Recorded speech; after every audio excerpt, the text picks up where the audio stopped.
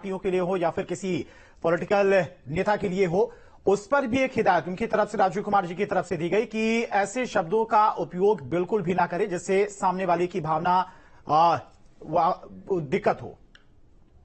बिल्कुल, उन्होंने एक नैतिकता की बात कही। उसमें चुनाव आयोग की जो आचार संहिता है वो तो है ही है कानूनी तौर पे, लेकिन उन्होंने एक नैतिकता की बात कही। रहीम दास के दोहे का भी उन्होंने जिक्र किया कि आपस में आप लोग प्रचार करिए और कटुता इस तरह से न फैले कि जो है फिर बाद में तमाम तरह की दिक्कतें उत्पन्न हो जाए। साथ ही उन्होंने एक चीज और कहा, फ्री ब्रिज को लेकर के कहा कि साड़ी बांटा जाता है, कुकर बांटा जाता है, घड़ी बांटी जाती है। ये सारी चीजों पर जो है चुनाव आयोग के जो अधिकारी हैं उनकी पूरी नजर होगी। तो ये चुनाव जो है कितना शालीनता के साथ हो, बेहतर तरीके से हो, समन्वय के साथ हो और किसी तरह की समाज में कटुता न हो। और पहले भी कह चुके कि जो हिंसा का एक वातावरण हुआ करता था वो काफी उस पर जो है नियंत्रण लगा है।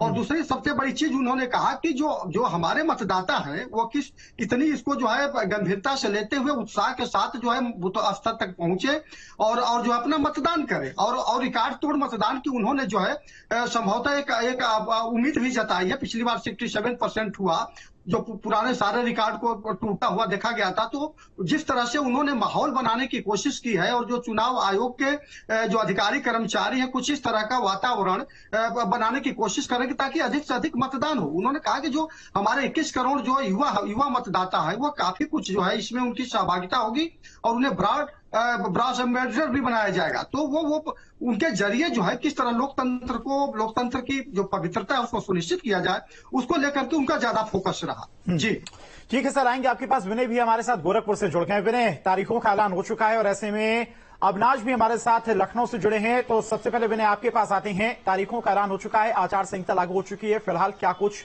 माहौल? देखिए, हम इस देश का सबसे बड़ा महाराजगंज में मौजूद हैं और महाराजगंज के लोग भी हमारे साथ कुछ मौजूद हैं।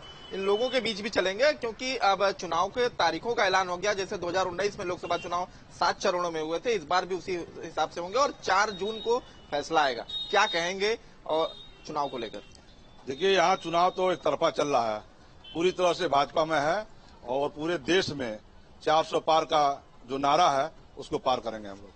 तो चलिए देखिए, और कुछ लोग उनके बीच भी चलेंगे। इस बार चुनाव आयोग ने अपने प्रेस कॉन्फ्रेंस में आग्रह किया कि एक दूसरे के ऊपर जो टिप्पणी की जाती है उससे बचें और सोशल मीडिया को लेकर जो आज के समय में सोशल मीडिया पे जो गलत फहमियां फैलती हैं, जो बिना कुछ पुष्टि के खबर जो है चला दिए जाते हैं, तो उसके लिए भी उन्होंने आग्रह किया कि पहले जांचें परखें और इन सब चीजों पर बहुत ध्यान देने के उन्होंने कहा। क्या कहेंगे, कितना पालन होगा अगर बात की जाए इन सब चीजों की?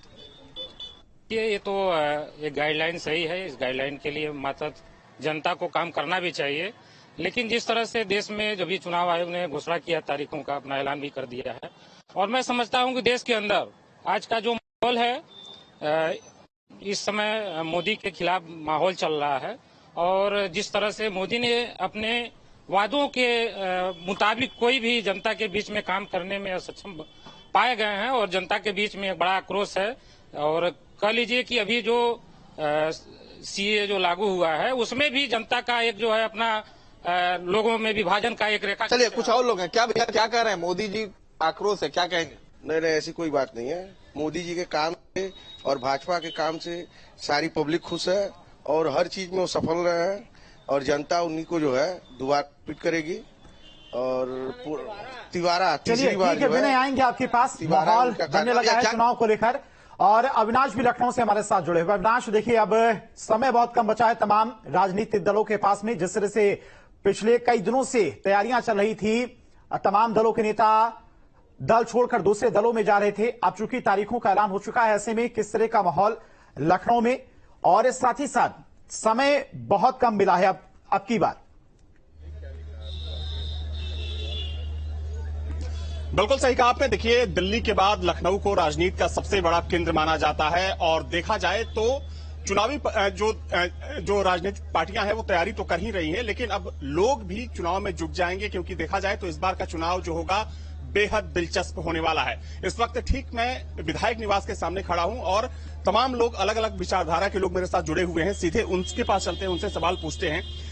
7 चरणों में चुनाव होने जा रहा है, तैयार है आप लोग चुनाव के लिए? एकदम तैयार है। बस ये है कि किसानों के कटाई बिनाई का समय रहेगा, थोड़ा सा डिस्टर्बेंस जरूर होगा, लेकिन सब कुछ छोड़कर हम लोग जो है वोट डालने जरूर जाएंगे। क्या लग रहा है किसका पलड़ा भारी होगा इस बार? देखिए, अब की बार तो हम लोग चूंकि प्रधानमंत्री जी का जो विश्वास हम लोग किए थे, विश्वास में कमी आई है। इलेक्टोरल बॉन्ड से जो उन्होंने इस तरह का घोटाला साबित हुआ, उससे हम लोगों का विश्वास कुछ कम हुआ और हमेशा भ्रष्टाचार पर सरकारें गई हैं। अगर जनता ने ये सोच लिया कि इतना बड़ा भ्रष्टाचार, तो उस पर सरकार जाएगी, अवश्य जाएगी, दूसरे की सरकार बनेगी, चाहे जिस दल